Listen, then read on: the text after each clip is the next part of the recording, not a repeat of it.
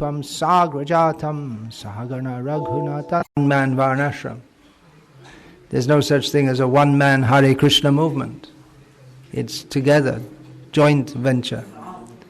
This is our spiritual joint venture. New startup. Bahubhe militva yat kirtanam iti sankirtanam. A simple definition of sankirtan is when many come together to chant. So all coming together. The ultimate purpose is to glorify Krishna, of course. Otherwise, what's the point? There are still, up to the present day, many millions of people living and growing their own food. There have been many in the past, and there will be many in the future. But the real point is to be Krishna conscious.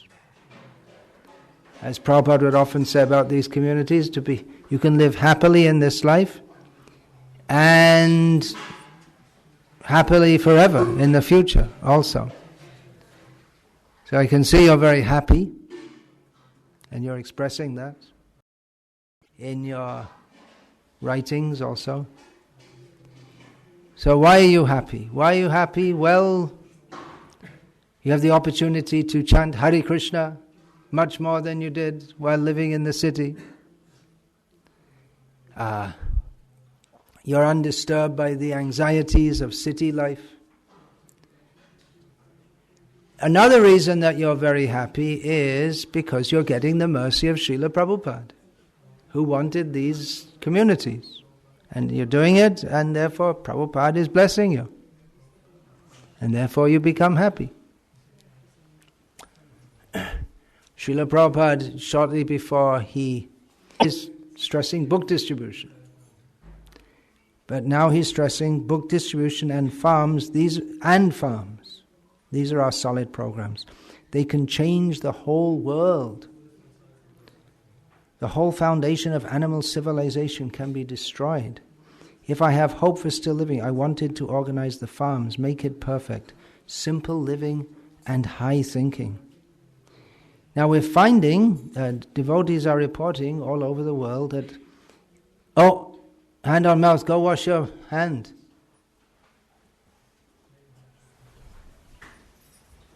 Yeah, I have many, many things to write about Vaishnav Sadacha.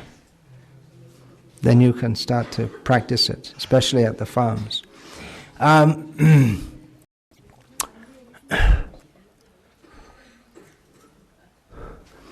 Yes, all over the world, so many books are still being distributed. Devotees have understood this very clearly, that Srila Prabhupada wanted books distributed.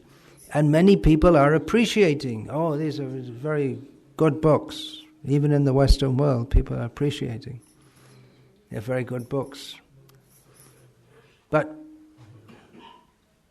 we don't have any social structure for them to fit in. This is what Srila Prabhupada wanted.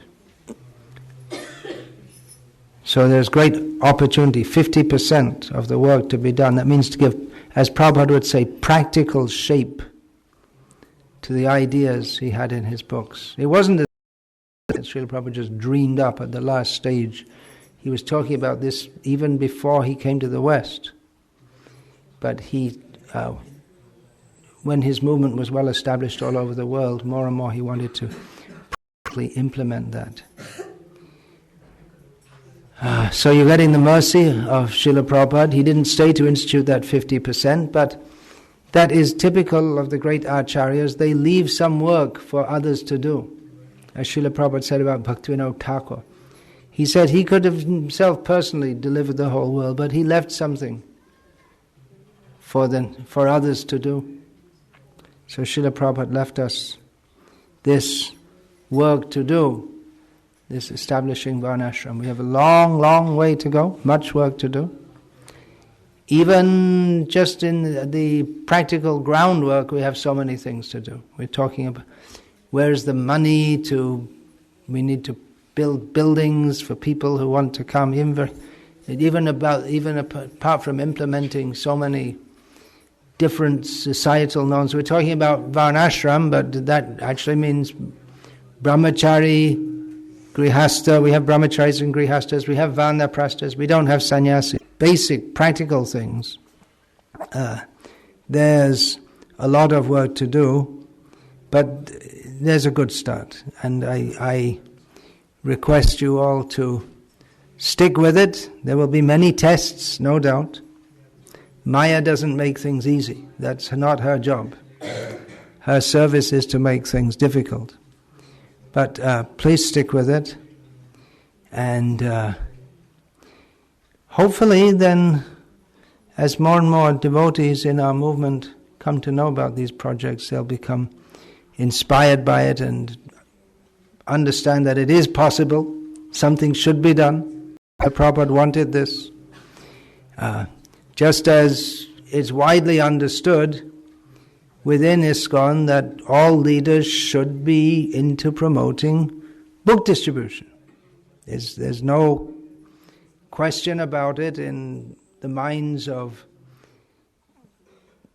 the leaders of ISKCON, whether they implement it or not, but everyone knows that Srila Prabhupada very much wanted book distribution. But Prabhupada said book distribution and farms, these are our solid programs. So just as all leaders should be into book distribution, they should all, into it means they should be promoting it, supporting it, but also Varnasrama Dharma. If we followers of Prabhupada, we have to do what he wants. So it's just like book distribution. It's not that very easy to organize it, to go out and among people who are neutral at best, sometimes inimical. Generally, when we approach people, they're not expecting it. They have their money, and they have some idea what they want to do with that money, and what they want to do with that money is not to buy one of Prabhupada's books. They have some other plan for that.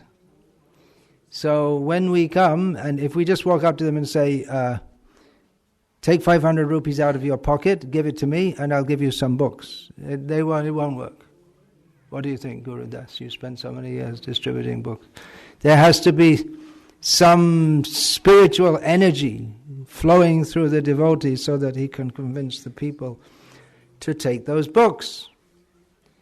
So it requires that the leaders preach about it, inspire the devotees understand it, and that's why they do it. It's not easy. It would be much easier in many ways not to do book distribution. And unfortunately, in some places, they seem to have decided, it's much easier not to do it. And in many ways it might be, but then you don't get the mercy that you should get from Prabhupada by doing that, and you're not properly connected to Srila Prabhupada if you don't do it. So it's similarly with Varnashram. It's easy to say, well, let's, just don't bother. Even devotees who are into book distribution, they may think, well, why bother with it? We can't understand it. Also, book distribution, we may not understand it, because it's not that directly people take up Krishna consciousness by distributing the books. It takes time. It's often being compared to time bombs. The books are in people's homes. They sit there. They may sit there for 20 years. Someone picks it up and takes up devotional service. Or it may be that they read it, they have some impression, they take it up in another life. It may be, you see, this children are being born now, they're attracted to Krishna consciousness. Just like Tarun Krishna is here. It may be that in a previous life he read one of Prabhupada's books and then he wanted to join at a very young age. What age were you when you joined? 13? No, now. Join Kirta? 10. Only 10. Oh, I see. So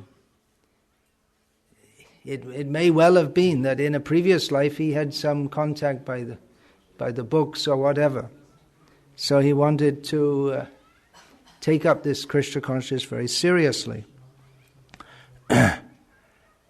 So we may not directly see the results of book distribution immediately. So with Varnasrama, so he may think, well, why bother? Let's just chant Hare Krishna and be happy. That's also one of Prabhupada's instructions. Of course, he gave us a lot more to do than just chanting Hare Krishna. just chanting Hare Krishna. I mean, that is actually all in all what our movement's all about, but there are many activities also to promote that chanting, of which book distribution is the main. So it's easy to say, well, let's not bother with book distribution, but somehow Srila Prabhupada stressed that so much, and it was already going on when Prabhupada was present, that it's part of our ISKCON, International Society for Krishna Consciousness, family business. I don't know where that came from, but somehow that saying is there, that it's our family business, book distribution. Family business means you do it, just like if you have a family business, then the son is born into the family and he does the business. There's no question about doing anything else. Of course, now in India times have changed, but previously the family business, then the son does it, and then his son does it, and his son does it, and it just goes on generation after generation. Because it's business in those days would mean something which wouldn't change. If your business is selling cell phones, you can know that your son won't be doing it, probably, because cell phones, probably in one generation, there won't be any such thing. Just like previously we had reel-to-reel tape recorders, then we had cassette recorders, and now those tape recorders are completely, defunct. They're, can't remember the word, in something or other. It means they're not in use anymore. There's some other technology has surpassed them. But in the traditional culture, family business means grains merchant, or in English they say pawn merchant. The Sanskrit word is pan. Pan means you say that in Gujarati? You don't have those anymore. It means that you put some gold in the shop and you get some money, and then you have to repay the money, and then you get the gold. Mm-hmm. So that's a business which will go on generation after generation, like that. So this kind of business, family business. So book distribution is our family business. And just like all leaders of ISKCON should be into book distribution, they should also be into Varnasrama Dharma. It's Prabhupada's wish. It's easy to say, well, I'm not into that. I don't relate to that. We run on the temple, we have deity worship, we have book distribution, we have festivals, but Varnashram, I can't understand that, I'm not into that. But it's like book distribution, no one's naturally into it. It's something we do because we know that Prabhupada wants it. It's not many people who have a natural propensity to want to go out onto the streets of the Western world in the freezing winter and try and sell books to people who mostly don't want them. But devotees do it because they know that Prabhupada wanted it. So similarly, it's easy to say that, well, these Varnashram projects, we're not into it, we don't want to do it. We can do other things, but we should do this also with full dedication, as Srila Prabhupada wanted that. Of course, we can also say that, as Chaitanya Mahaprabhu said when Ramananda Rai proposed, when Chaitanya Mahaprabhu asked about sadhya sadhana tattva, the goal of life and how to attain it, the first thing that Ramananda Rai offered was Varnasrama charavata purushena parafpuman vishnora panta nanya tatto shakaranam. He said that, quoting from Vishnu Purana, that by performing one's prescribed duties within the Varnashram system, every person can satisfy the Supreme Lord Vishnu. In fact, there's no other way to do it. They can worship Vishnu, and there's no other way to do so. And Chaitanya Mahaprabhu said, Eho bhajya, this is external.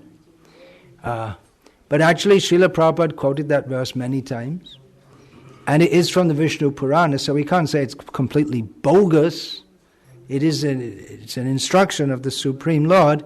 Chaitanya Mahaprabhu said it's external, but it doesn't mean that it's completely to be rejected. At the end of this discussion in Chaitanya Charitamrita, Krishnadas Kaviraj Goswami gives the analysis that first of all Ramananda said Varnashram, and then he's to work in Varnashram. Then he said to work in Varnashram, offering everything to Vishnu, and then he said to give up, to work without a spirit of attachment, and then he said to perform this Jnana Mishra Bhakti, to worship the Lord but with admixture of knowledge. And to all of these, Chaitanya Mahaprabhu said, Eho Bhaja, this is all external. And then he recommended pure devotion, and Chaitanya Mahaprabhu accepted. But he gave all Shastric injunctions for this. Yad karoshi, yad ashnasi, yad juhoshi, then savadhaman parityaja, brahmabhuta prasanana. But Krishnadas Kaviraj, these 5 propositions, he compares them to tama, copper, then kangsha, which means bell metal, kasha in Bengali they say. Then next is chandi in Hindi, or rupa in Bengali, which means silver.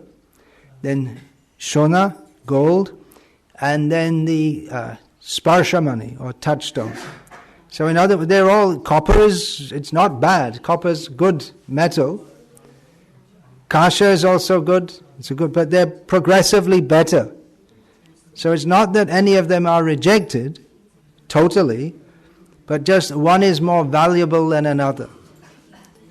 So this is also required for everyone who's not ready to immediately come to the topmost level. This is required.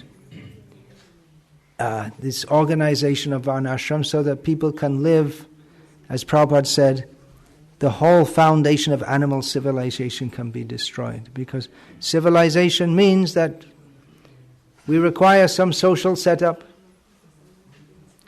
We're not just living alone.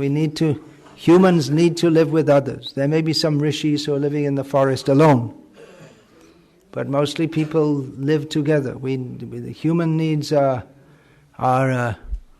eating, sleeping, mating and defending. Animal needs are there also. Humans do that by cooperation. For eating, then food has to be produced. And humans are more sophisticated than animals, so they also have some means of transport, some means of government, some means of taxation, some means of defense, just like an army or a police force, so it all requires some organization. This human society that is based on sense gratification, that increases the spirit of envy and competition within the society, so people they don't like each other. The leaders, they exploit the citizens, and then the citizens rebel, and then they make a new kind of government, and then they pull down that government, and it just goes on and on and on. And the democracy system of voting attempts to civilize the process of pulling down leaders by voting, because they regularly vote them out. They call that the incumbency effect. If someone is in too long, then they don't like them. They vote them out. Why? Because the citizens are not happy. As Srila Prabhupada notes in that purport to, I believe it's in that purport to Kamasya Nendriya Priti, he says that everywhere in modern life there's sense gratification. In politics, religion, even in religion, in education, in every facet of life. And the leaders, they attempt to get votes from the citizens by promoting, I will give you better sense gratification. But then they get voted in and they cannot satisfy the citizens, who then become upset and vote them out. You see any government, so many promises they make before they come in. After they come in, forgotten. Just like the present Prime Minister, who's very popular here in this part of the world. He's from Gujarat. He promised, what is that? He'll bring back all the black money. Everyone in India can get 15 lakhs of rupees. He promised to clean up the Ganga. He promised to build a fence around Bangladesh to stop the infiltration into Assam. What else did he? Anyway, there's just some things off the top of my head he promised to do. And now, chup chap, nothing about that. So this is just normal. They promise so many things and then they don't do it. And so the citizens become dissatisfied and they pull them down. But actually there shouldn't be any need to change a leader. If they're actually leading properly, then they should do so. They can continue to do so.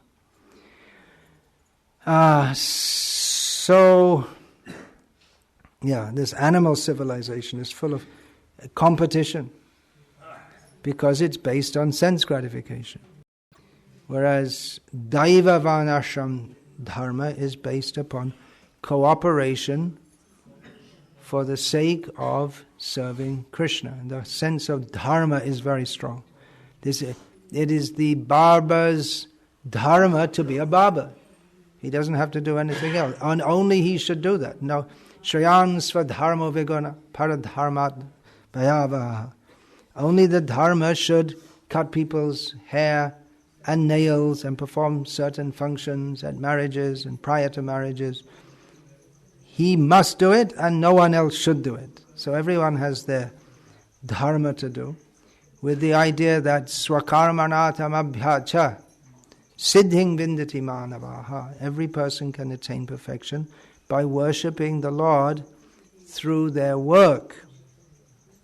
So it's a very sophisticated understanding, actually, even though mass education is not there. What they call nowadays education means to train people so they can work within the technological society. It's not really education in the sense of teaching them what they really need to know. But the people are educated how to become bigger animals. That's the actual result. So Srila Prabhupada, in the very beginning of Bhagavatam, actually even before in the preface, he talks about how the Bhagavatam is for establishing a non-competitive society, which we can't imagine at the present time. This spirit of competition is so strong. Of course, that may be there in human society, especially the Kshatriyas. They would have mock battles or real battles, and Brahmanas, they would have debates. But a real Brahmana is not interested. The real Brahmana is Brahma Bhuta Prasanatma. He's satisfied as he is. He's not interested in debating to show that he's bigger, better than someone else. Just like in Bhakti Ratnakar, it's described that some scholar, so-called Digvijay, all-conquering Pandit, came to Vrindavan. Rupa Goswami was there. So Rupa Goswami had a reputation as being a great Pandit. So this scholar came and he said, I want to debate with you. And Rupa Goswami said, I don't want to debate. Their business is nidrahara vihara kadi vijito chatya. They're given up eating and sleeping so that they can Krishna kirtana gana nartana. They're attached to spending all their time hearing and chanting about Krishna, singing and dancing. They don't have any time. They don't eat and sleep. They're so busy in hearing and chanting and dancing in Krishna consciousness. This man comes, I want to debate with you. No, I don't. Then you sign this paper that you are defeated by me. If you don't want to debate, that means you don't dare to debate with me. So it's called Jai Patra, certificate of victory. Okay, I signed it. So, you see, I defeated Rupa Goswami. Then he thought that his nephew, Jiva Goswami, also has a great reputation. So I'll get him. I'll go in, and he'll also sign. But Jiva Goswami didn't sign. He said, "What, you rascal? You took a certificate from Rupa Goswami that you defeated him? Okay, sit down, you rascal." And he sat down, defeated him, and drove him out of Vrindavan. And then Rupa Goswami said, "Well, what are you debating for? It's just showing some pride." He threw Jiva Goswami out of Vrindavan. But anyway, the point is that some spirit of competition might be there. But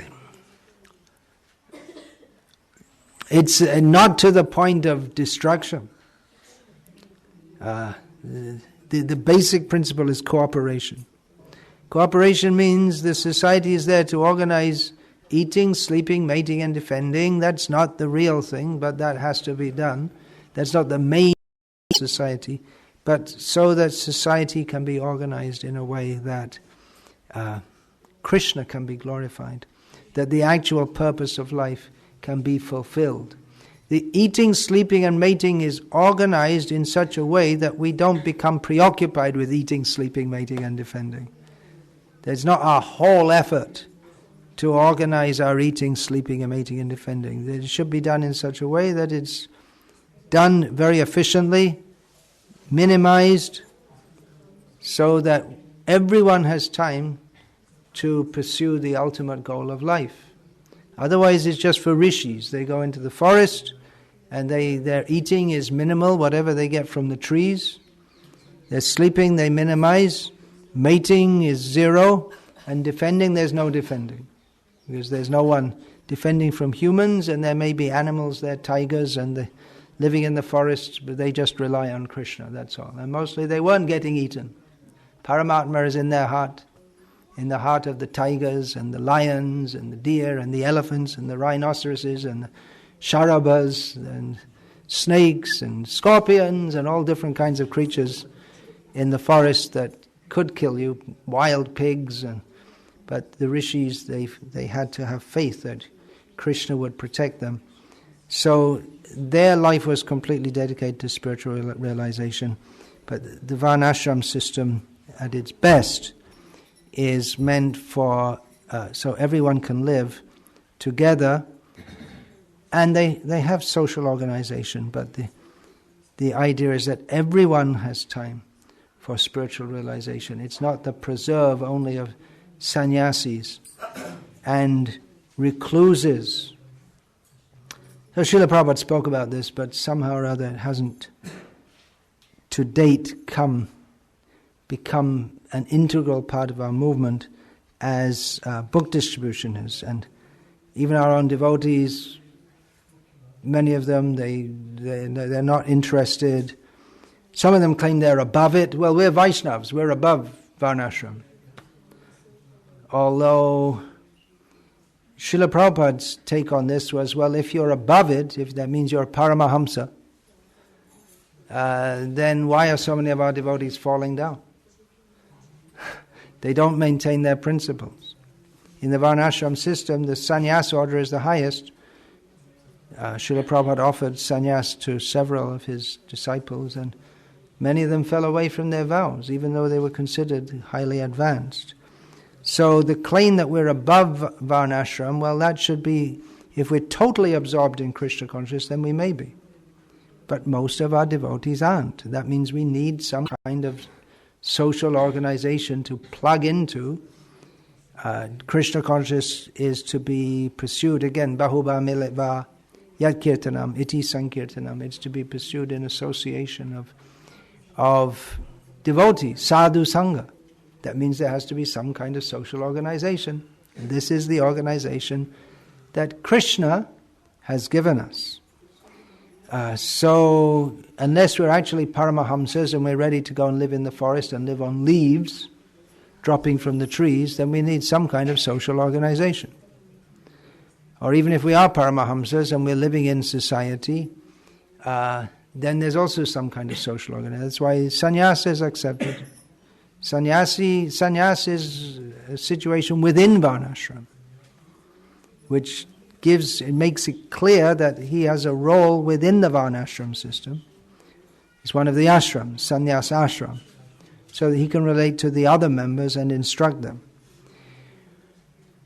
So the claim that we're Vaishnavas and we don't need it, we're above it, well, Srila Prabhupada didn't accept that. Another point is that, well, okay, theoretically as Vaishnavas we are above Varnashram, but still we should do it to set an example for others, to show other people how to live. We can be Vaishnavas living in the city, living in many ways like as Prabhupada said, the animal civilization, just working. That's the way people have to live in the cities. And in the that you have, which probably won't be very much, you can do hearing and chanting about Krishna. As many of the devotees here have mentioned, that's another reason why you're very happy here, because you do have time to hear and chant about Krishna, which in the city life was very restricted.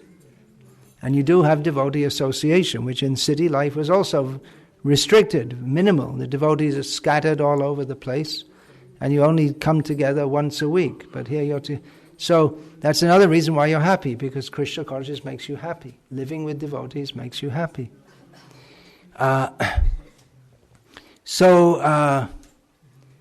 Devotees, they come together and live together, and they demonstrate to others how we can live and be happy in Krishna consciousness.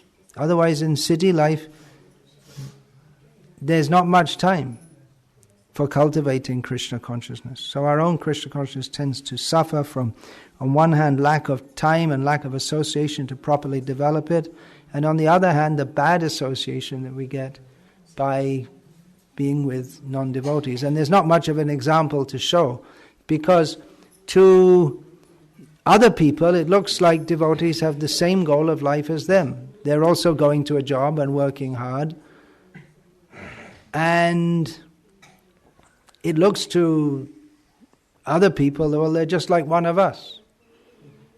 So they say that the goal of life is self-realization, but practically the goal of their life is working in a job and making money. That's how they spend most of their time. Their life is focused around it. So these Vaishnava community projects, they demonstrate how, we are very serious about self-realization, about Krishna consciousness. And this project shows. And even those devotees Grihastha devotees who for whatever reason remain within the city, at the present time we can expect that the great majority of them will remain in the city, but they can also take some inspiration from these projects, how we can get more serious about our spiritual life. So some devotees claim they're above it, some say that they don't know, we don't know what Varnasrama is, we can't imagine it. Right? How do you do it? Some say, yes, it's very good, but we're not ready for it.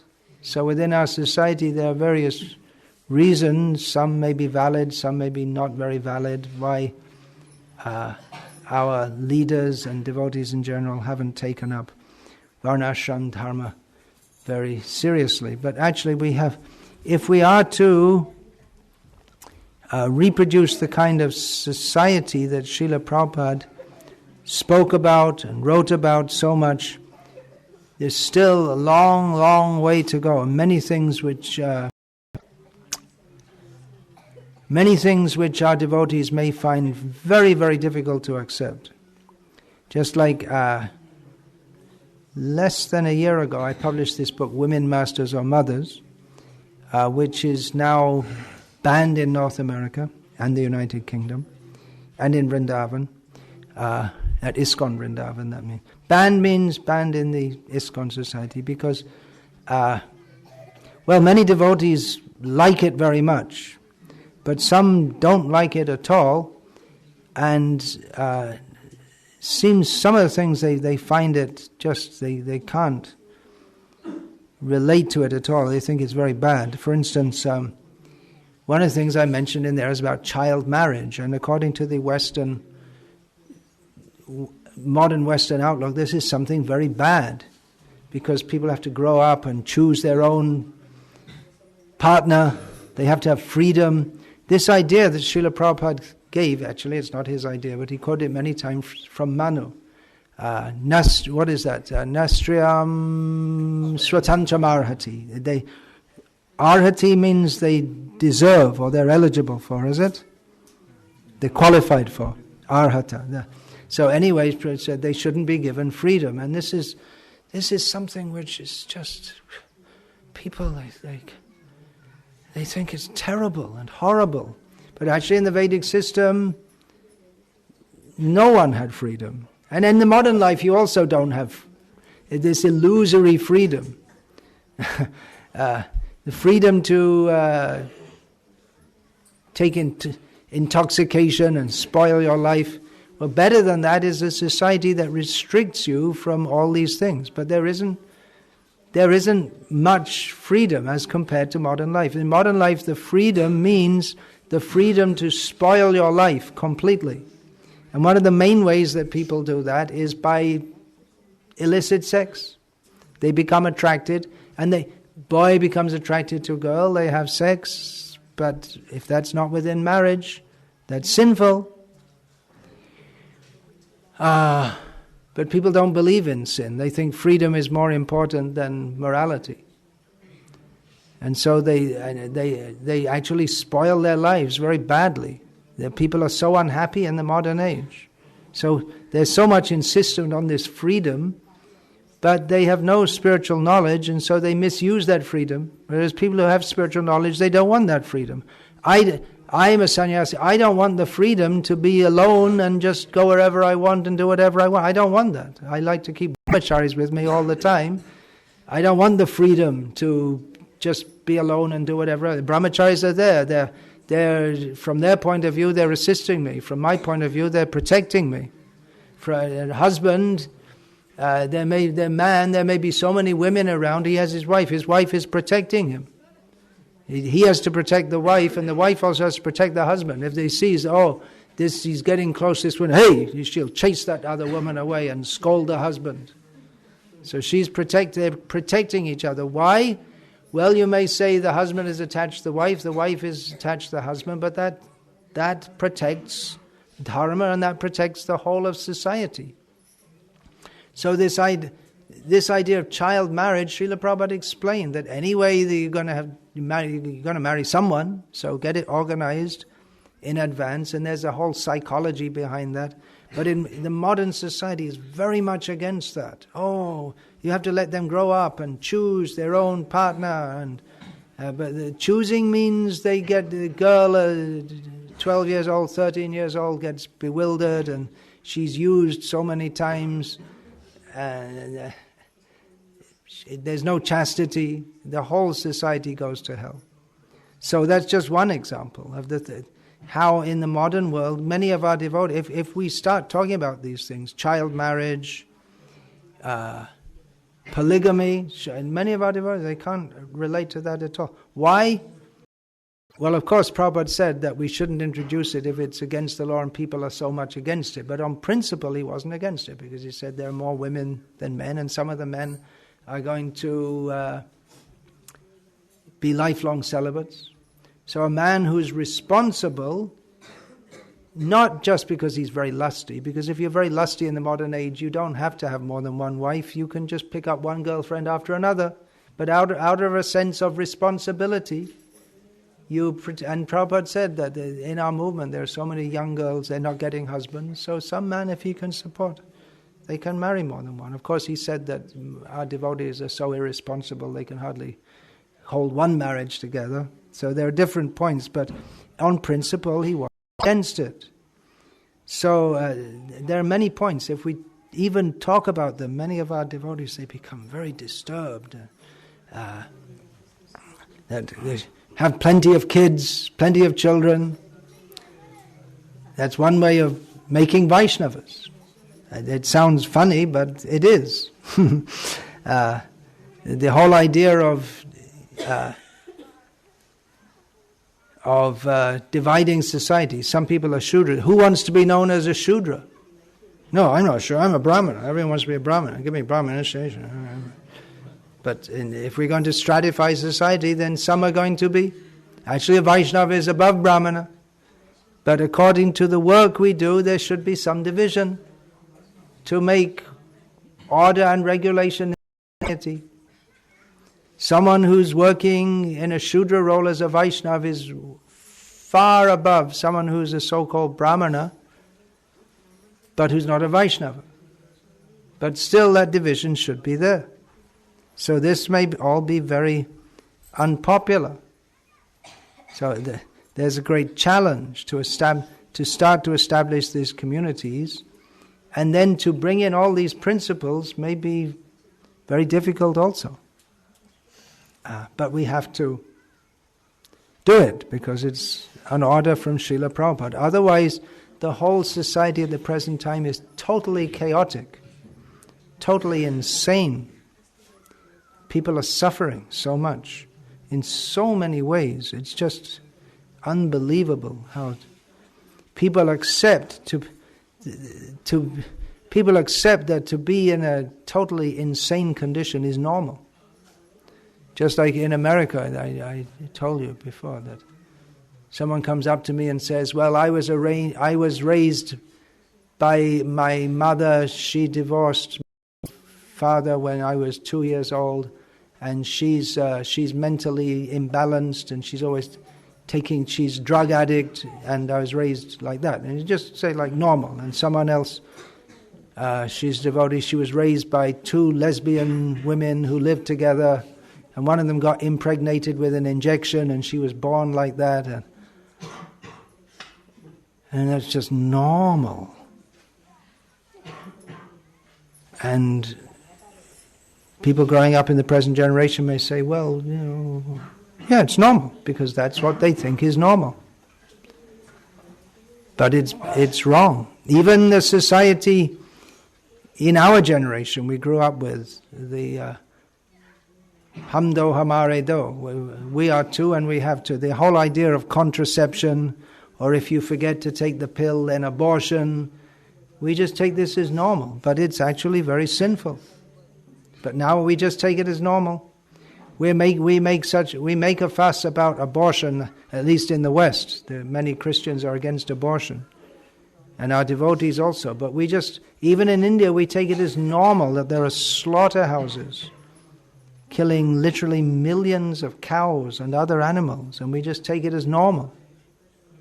So it's such a sick and wrong society that we really require a complete change, and these Varnashram projects are supposed to bring that into being. At least we need to demonstrate it. We need to talk about it and to demonstrate it, actually. So this is a beginning demonstration.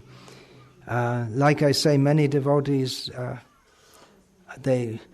don't know why, because it's what I've stated is all in Prabhupada's books, again and again and again. But if it's put directly, then somehow I don't know what they're thinking. Maybe they think that, well, Prabhupada said that, but he didn't really mean it. I really don't know how they can think that it's not what Prabhupada wanted.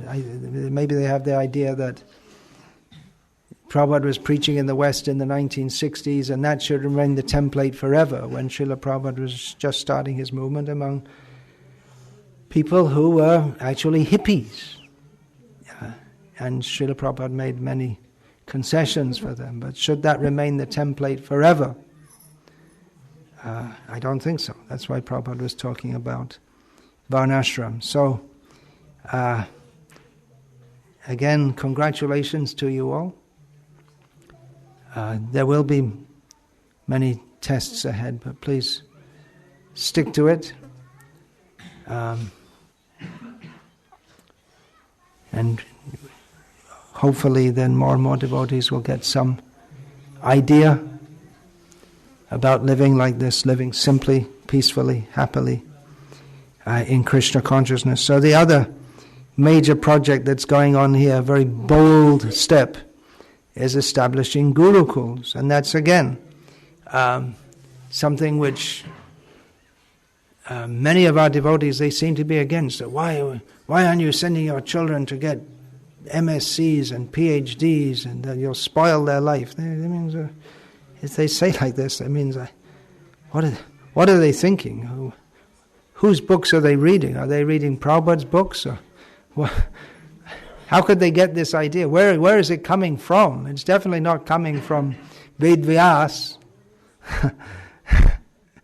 It's definitely not coming from our acharyas. It's the influence of the demoniac society. We say gurukuls. Previously that was for boys born in the families of Brahmanas, Kshatriyas or Vaishyas, especially Brahmana boys would spend many years. Kshatriyas, yeah, but they're training, you see the Kauravas, they're training. Kauravas includes the Pandavas. We say Kurus and Pandavas, but actually Pandavas, they're also Kauravas. So they're all descendants of Kuru. Mamakam Pandavas Chaiva. Dhritarashtra made that Prabhupada points out in the purport, that he distinguished between my sons and the Pandavas, but actually they're all the same family. So they all got training in the martial science. The Bhishma, he called Drona, you come and teach them. So their training means you take it and they don't have it. But in the case of Bhakti, we take it from Srila Prabhupada, and it doesn't mean he's left without it. So we take it and we give that to others. That is the whole spirit of pure Krishna consciousness. And without that, even if we have excellent facilities for education, courses and all this, we won't produce devotees. So most of all, we want that the children, they'll grow up, they'll have a taste for chanting their holy names, they like to discuss topics of Shastra, they like to be devotees. They have an attraction for living among devotees, for chanting the holy names. They're not attracted to gross sense gratification. That will be the success. And of course, over and above that, we hope that some will come out and be great preachers also. Otherwise, if it's just based on, study, pass exam, then we may produce some scholarly types, dry, maybe some tendency to impart. Bhakti has to be based in Shastra also. Tat shradadhana munayo jnana vairagya yuktaya pashantyatmani chatmanam bhaktya shruta grihitaya. Srila Prabhupada gave a long purport on this verse to say that bhakti, it's not just some empty feeling, but there must be jnana, which is shruta grihitaya, means from Shastra, knowledge from Shastra. There must be vairagya, detachment from this world. It is imbibed by faithful hearing. So just in a few words, one verse, so many important points. Srila Prabhupada gives a long purport on that, and he gives the whole same purport in the Chaitanya Charitamrita when that verse is quoted. So everything has to be understood. We don't want to create a class of dry scholars or sahajiyas. We want to create a class, as Srila Prabhupada used that term, create a class of devotees who will attract others to become devotees. Now, much education today is self-education. You can do courses online, you can read books, and that's also part of the Vedic process. Swadhyay, that's also mentioned in Gita. You can read books, so then you come to Gita, and then you can be properly messed up by reading it. But Krishna is not Bhagavan.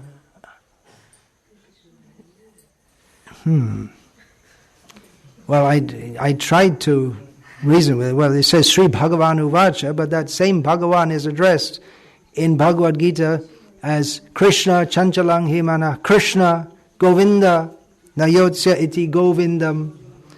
So we may study by ourselves, but we require to be guided to have understanding. And who we are the person or persons by whom we are guided will mold the way we see the world and study.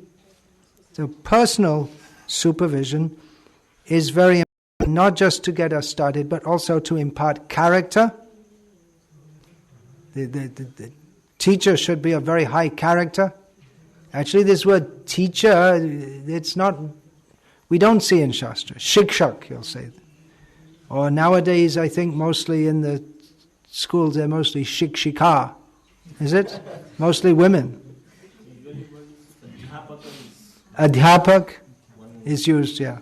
But guru is guru. that someone, by sending to that person, the child will be so much benefited that their whole life will be completely straight, so they cannot think of doing any wrong. Just we see the Pandavas, they could not think of doing anything wrong. That Yudhishthira, when he was to be married, and Drupad, the father of Draupadi, said, this can't be right. How can a woman have 5 husbands? And Yudhishthira said, no, actually, it's okay. And I'll tell you why it's okay, because I think so. And no wrong thought can come in my mind. It's not possible. He said. Now, not everyone can say that, but in the case of Yudhishthira, no thought outside of Dharma can even come in my mind, and it seems right to me. And Manu also gives that as the topmost pramana. The if you feel it's right, it's right. Not some lecture, sausage-eating prostitute hunter, but someone who is trained as Yudhishthira is changed. What they feel, that is right. So such character, and then we study Shastra. What is the character? That the children see? They study Shastra and they see the teacher, and they don't see something different. They see the same, upholding the same principles. So then it becomes very strong. If you hear about good character and then you see something different, then anyone can understand there's something wrong here. I know myself. I was raised in Catholic, Roman Catholic tradition, and say so many high things, but then you see the teacher, the priest is a chain smoker. He's watching television all the time. The teachers at school, they're supposed to be Catholics, but their character is not very good. And then that was one of the reasons why I couldn't keep faith in the Catholic tradition. And frankly, that's one of the reasons why many of our devotees, even those children who are raised in Krishna consciousness, they haven't kept faith with this Krishna consciousness movement because of the misbehavior of those who are supposed to be their gurus and guides. This movement is fractured in so many ways, and there's a loss of faith. But if the gurus had, I don't want to blame them, because it was, anyway, but if they had maintained their vows, then the faith wouldn't have been lost. This movement would be very powerful, as it should be. So, teachers are required also to impart character and to keep others on course. Just their word should be enough, just as with Srila Prabhupada. Among most of his disciples, if he just said something, that would be enough. There's no need for any more discussion. Srila Prabhupada, there was some idea once to Tamal Krishna Maharaj, all the women out of the temples or so. Prabhupada said no. Even the GBC had voted for it all. Prabhupada said no. Finished. Prabhupada's word is strong enough. And then, Tamal, you have to go to China.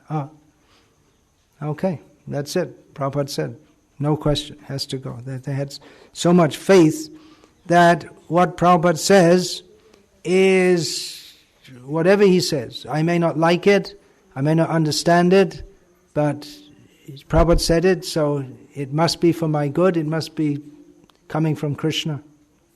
So I have to accept it. No question of not accepting it.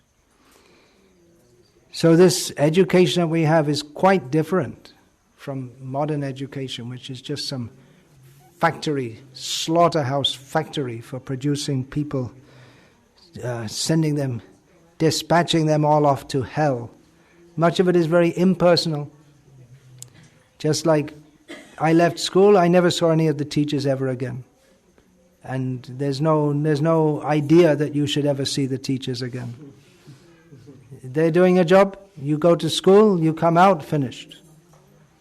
But in this society of Vaishnavas, it's lifelong commitment. The teachers, they're there, and the students are there, and the students will, all the life they have to come back and see It's a lifelong commitment.